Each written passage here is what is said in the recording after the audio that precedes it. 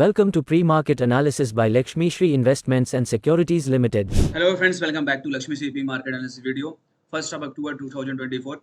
Nifty में आज gap round के हम लोगों ने शुरुआत किया तो जो इंपॉर्टेंट सपोर्ट एरिया हमारे लिए जो बन के आ रहा था वो था 26,000 का। फाइनली हम लोगों ने 26,000 की रेंज को तोड़ा और उसके बाद एक शार्प सेलिंग देखने के लिए हम लोग मार्केट में मिला। 350 पॉइंट से ज्यादा की गिरावट हम लोगों ने निफ्टी में मिली, लेकिन इंपॉर्टेंट जो सपोर्ट एरिया हमारे लिए जो बन के आ रहा है निफ्टी में वो रहेगा 25,700 25,750 के रेंज में। अगर कल के सेशन में हम लोग आते हैं कि इसलिए सीपीआर वहां से वर्जिन है, तो हो सकता है कि अगले टाइम फ्रेम पे हम लोग को सीपीआर पे अगर बाउंस बैक मिलने के चांसेस मिले तो हम लोग प्ले करने का चांसेस कुछ करेंगे। लेकिन ओवरऑल देख रहा है मार्केट में थोड़ा सा डाउन ट्रेंड आता हुआ दिख रहा है। 25,600 इमीडिएट हमारा जो सपोर्ट रहेगा डेली टाइम फ्रेम पे, अगर वहां हम लोग आते हैं तो एक अच्छी बाइंग अपॉर्चुनिटीज वहां से हम लोगों को मिल सकती है। लेकिन शॉर्ट टर्म में अगर देखा जाए तो 750 के पास हम लोग रुकते हैं तभी बाइंग कुछ प्लान करेंगे, या तो 600 के आसपास आएंगे तभी हम लोग निफ्टी में कुछ प्लान करेंगे। रेजिस्टेंस एरिया की बात करें तो जब तक 25,950 के ऊपर हम लोग जाते नहीं तब तक बाइंग का कुछ प्लान नहीं किया जा सकता। भले सपोर्ट लेवल के पास अगर हम लोग आते हैं वहां से हम लोग स्कैल्पिंग ट्रेड के लिए कुछ प्लान जरूर कर सकते हैं। बैंक निफ्टी में देखा जाए तो बैंक निफ्टी में करीबन 800 पॉइंट की गिरावट हम लोग को देखने के लिए मिली। 1.5% से ज्यादा की गिरावट ये थी, लेकिन इंपॉर्टेंट जो था कि मूविंग एवरेज हम लोग बहुत दूर हो चुके थे और 7 दिन 8 दिन के लगातार तेजी के बाद ये गिरावट फर्स्ट है जो हैवी वॉल्यूम के साथ गिरावट यहाँ आई है। अब 20 डे मूविंग एवरेज को यहाँ कैप्चर करने के लिए गिरावट जा रही है। जो हमारा सपोर्ट एरिया है 20 डे मूविंग एवरेज का वो रहेगा 53,000 का। जो 400 पॉइंट की और जो गिरावट लग रही है इस गिरावट को हम लोग कैप्चर कर सकते हैं एक दो सेशन में, उसके बाद ही कुछ मोमेंटम तेजी हम लोग को मार्केट में मिल सकते हैं। नहीं तो अभी के लिए थोड़ा सा डाउन ट्रेंड हम लोग को लग रहा है या sideways down trend momentum में हम लोग रहने वाले हैं।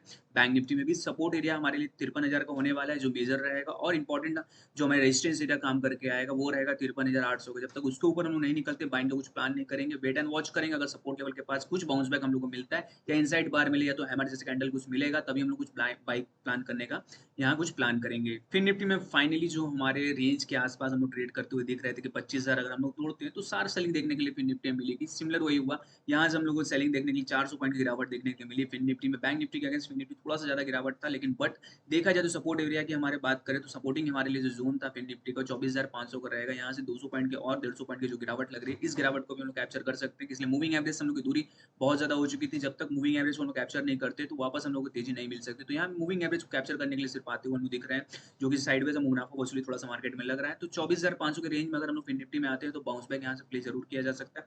टारगेट्स वापस से हमारे अपसेट जो टारगेट्स रहेंगे 25,000, तो उस टारगेट हम लोग जाते हुए दिख सकते हैं। लेकिन बस बाई अभी नहीं बनता है, जब तक बाई हम लोग को करना है।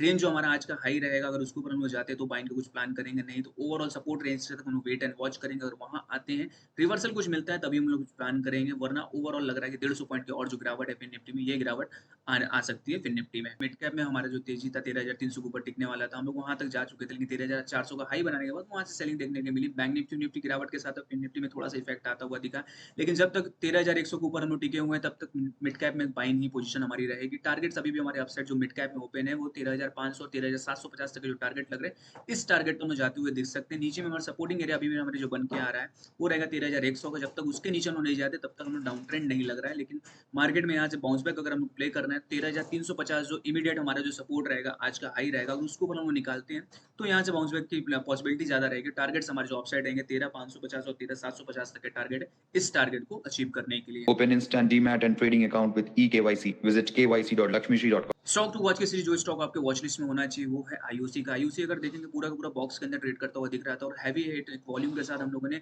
फ्राइडे को क्लोजिंग दिया। तो आज के सेशन में इनसाइड बार के साथ हम लोग क्लोजिंग किया है। इंपॉर्टेंट जोन हमारे लिए आईओसी का बन के जो आ रहा है वो आ रहा है 184 का। 184 के ऊपर हम लोग अगर बाउंस बैक करते हैं या कल के सेशन में ओपनिंग के साथ ही हम लोग ओपन करते हो तो इमीडिएट में एक ब्रेकआउट देखने के लिए हमको मिल सकता है। जो टारगेट्स हमारे अपसाइड लग रहे हैं शॉर्ट टर्म के लिए 200 तक का टारगेट लग रहा है कि यहाँ से शॉर्ट टर्म अगर बाई करते हैं तो आईओसी में एक अच्छा टारगेट हम लोग अचीव कर सकते हैं 200 तक के लिए। डेली से कंटेंट के लिए आप हमारे वीडियो को लाइक शेयर और कमेंट कीजिए और हमारे चैनल को सब्सक्राइब कीजिए।